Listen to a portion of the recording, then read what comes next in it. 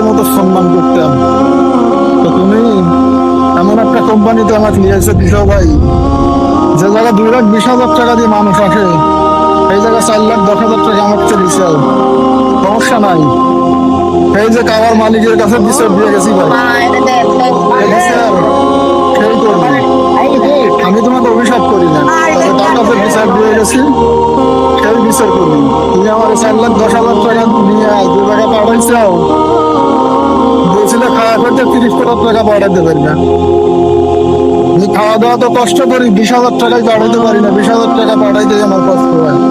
ওই যে কাবার মালিকের কাছে বিচার দিয়ে গেছে, তো ঠিক আছে, সেই বিচার করবি ভাই।